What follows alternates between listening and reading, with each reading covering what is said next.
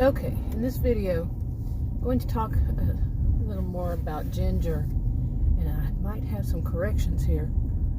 But basically, Ginger is a woman who's in her, midlife, and midlife on the older side of it, and she feels like her problems are associated somewhat to that, but also to very, as she sees it, narcissistic, histrionic, like a blend sometimes of behaviors. She's not diagnosing them, but and the people who are the healthcare professionals, she's had lots of problems in her life with healthcare professionals, and no matter, she changes them, she gets a second opinion, but what she deals with, what she faces is, like quite a bit of histrionic behavior, but mixed with that narcissism, narcissistic. And one of the things she feels is that she feels like she's at their mercy. Okay, really at their mercy, and that she cannot tell them that they're wrong. And as some people believe, that that just narcissistic people, they don't want to be told that they're wrong. Well, that's not necessarily true, that it's only them. I'm going to have to put a thing on this. My mount keeps messing up. A visual effect, yeah, it keeps messing up. But, okay, anyway. So, some people think that, where was I? But some people think that it's only narcissistic people who are like that, but no, it can be more than that. Many people have trouble with being told they're wrong. Now, she's not, when she goes to a doctor, sees a new one, goes to their office, sometimes it's like a nurse practitioner or a PA, that sees her instead of the doctor, and sometimes it's the doctor. And they're very arrogant, as she sees. And she might tell them that, well, no, this is what's going wrong with me, but they don't want to listen. Oh, that's going to drive me crazy. I'm just going to leave it there. Oh, it keeps falling. Yeah, my other one, I just had bought a new one and it broke just a few days ago. So I had to go back to the one that I had replaced. Like, it's so weird that I cannot find mounts for the cell phone, for the windshield. It's just, you would think you would be able to here, but no. The real life happens in the middle of video, so in case you see that happening, well, that's why. So, okay, at least I'll make it a little straighter. But anyway, she's even decided, she was going to travel to the big city, which is 2-hour drive, give or take, from where she is, because where she lives right now, Victorson County, it's kind of secluded from other places, pretty much. The closest big city is, like I said, 2 hours away from the northernmost part. And she could go to other places in the county. It's just that they usually don't do that, people, because for one thing, where she lives is one of the rest of the county is basically wealthy, pretty much. And people usually have insurance, and she doesn't have health insurance. And and to get it, it was crazy expensive for her. And way too expensive just to get it. And then have the deductible was way too high. And so she has to rely on places around her or go to the big city. And, she found out that she could do it through, telemed or something. And when she did, it was just as bad. Just, was it her luck that she found the wrong one and, two, and no matter what she did. So she was pretty much felt like she was at their mercy, and that really, they weren't listening to her. It was a quick 2 minutes in, 2 minutes in, they do all the talking, cut her off at mid-sentence, and wouldn't let her say what really was going on. They're just like prescription renewers, and anything that was out of the ordinary, it's like, oh, And she faced that even with the doctor. And two of them, a doctor and a nurse practitioner, were just extremely rude. Like at the end of the 2 minutes, right before, if she had anything to say, they would quickly say, like I said, interrupt her, and then give her one of those zingers, just real rude. But she really didn't have much of a choice, because that was one of the least expensive for people who didn't have health insurance. So she really felt at their mercy. It was just one of them that she'd found. Okay, there's somebody up there weaving like they're drunk or whatever. And yeah, really bad too. So I backed off. I slowed down to back off far enough away from them. Hopefully, like I said, real life happens in a little video. But man, that was kind of weird. He or she was driving into my lane or that lane. Luckily not right next to me, but close enough. It was, yeah, eerie. But anyway, where was I? Had to pay attention there, really close attention. I'm always paying attention because I'm looking straight forward. Been driving for over 40 years, so doing these like this, 7 at least. And okay, people, I don't want to get close to that one at all. But anyway, she really felt like she was at the mercy. She wouldn't. Oh boy, they are driving all over the road. She wouldn't have, enough to. She had to go, every 3 months. That's how they worked it. Every 3 months, she had to go and get blood tests because she was diabetic, and they made all kinds of, reasons for it. Every 3 months, and she didn't have insurance, so she had to pay for her medicines herself. And luckily, there were these little cards that help out people. At least they had that. But to deal with the doctor, it was inexpensive, and the tests there were inexpensive.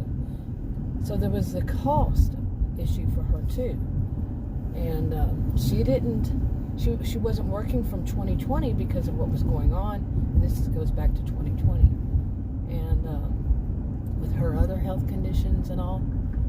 And yeah, run in front of me. What a day. Should I just turn around and go home?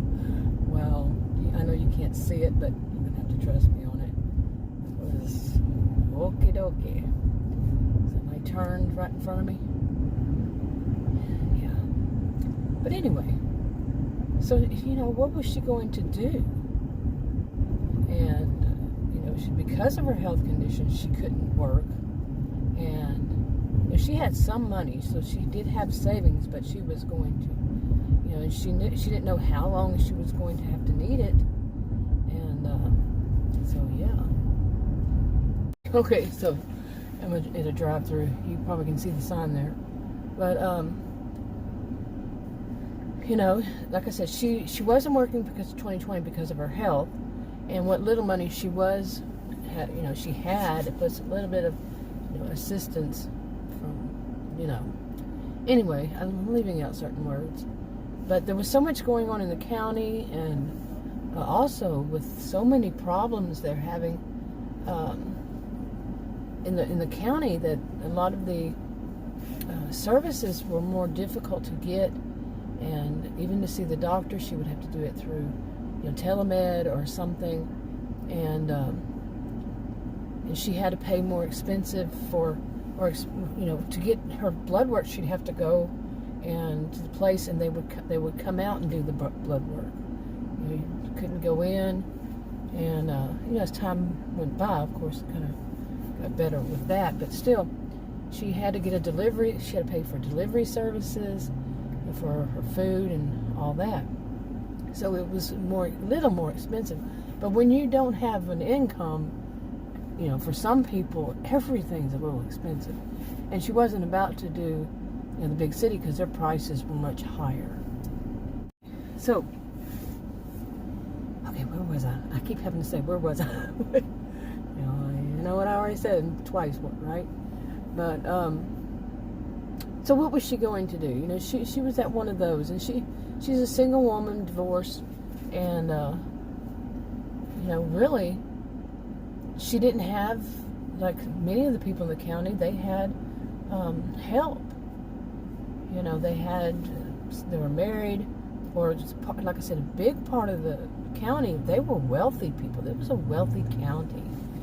And she wanted to start making more awareness of some of the stuff that was going on in the county where she was, and the services she was getting, because she didn't have health insurance. She couldn't go into the, to the better ones.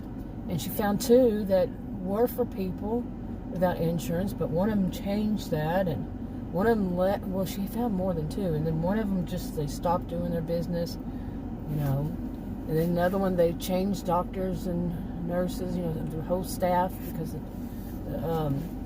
the doctor and the nurse practitioner were older, and early 2020 they said no way, that's it, they quit. And it was just so much of not knowing. And then when she would call them even to make an appointment, she felt like she was met with, over the phone, just to make an appointment, really snarky and snarly people who worked there, staff, front desk, whomever answered the phone. And quite often it was never the same person. But in one of them, it was always a nice person, but then when she had to deal with them, had to actually do over the phone, they weren't nice. So it was very, she had an appointment in the morning and they didn't call her. She kept calling and saying, well, my appointment was early this morning, and the doctor never called her until right after the, 5 o'clock. Okay. She kept meeting one after another, meeting with this kind of situation, one after another. She really felt, she was at their mercy. And she learned along the way that, what was she going to do? She was just going to have to start biting her tongue, from wanting to say something back to them. And that was not a good position to be in when people are mistreating you. And she wondered if they think like that themselves, that they know that these are people at their mercy, so they treat them this way, mistreat them. Is that what it is? Okay, I think it was that. There's a truck in front of me. It's a newest truck. I think its exhaust went right into my car. Whew, man, my SUV. I have an SUV. Whew. But anyway, so this is what some people face. Now this is in Texas, and it is a hypothetical fictional story, but it is what some people face. And believe me, I do know that some people face it. Yeah. Anyway, but really, this character here, Ginger. Did I say Ginger at the beginning? Yeah, I think I did. She wants to kind of expose some of this, but she's not sure how to do it, because is there some corruption there that they have been, she actually went online and read some of the this I've done myself. Read some of the, what are they called, reviews, from other patients and various places, and she sees that most of them have negative reviews.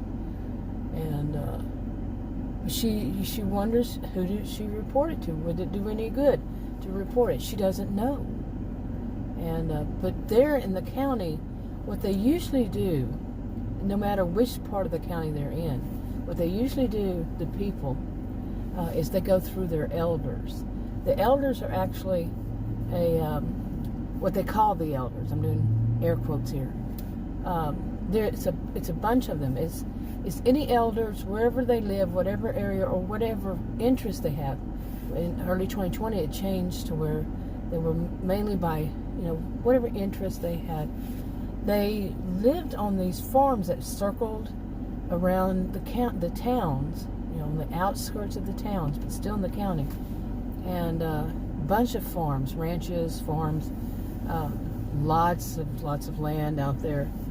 And they were dude ranches and such, and they had lots of mansions. They were the people, well, they call them mansions, but it really was, like I said, very wealthy. And the elders, when everything started happening, that was lots of threats and such, to make it easier for all the different types of law enforcement, they asked them if they would move into these. They already had one that was always the case ever since the county was right after the counties got settled and all that. And that the elders stayed in one. But at that point, they had all these elders, and it was all up to them if they wanted to do it. First, it was 70 years and up, and then it went to 65, and some exceptions. So they'd have them all in, in these different ranches in those mansions, because they weren't going to have visitors come in, and people coming from the dude ranches and such. So they had all these, and so the elders, went by interest, but the one where she lived, they basically did not. Okay, the one where she lives, it's a town actually has a rich history, and it was called the Outlaws originally, and it still is today. They kept it. So, okay, got my food, and but anyway, they had moved out to those, but where she lived, the elders didn't really do much like the other elders had, and so run the baker. But when things started to change from all the things going on in 2020, they did start getting involved, and more and more involved in what was going on. You missed somebody turning from the other side of the road. Okie dokie. But anyway, they did start getting more involved, and she thought she'd go through them. Now they do have like a screening. They can have a screening that she can talk to the people and see what, to see if they would even think about what was going on with her.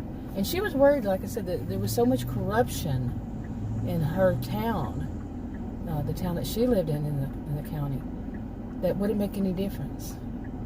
Would it make any difference? Anyway, I'm wrapping it up. I'll talk to you on another video.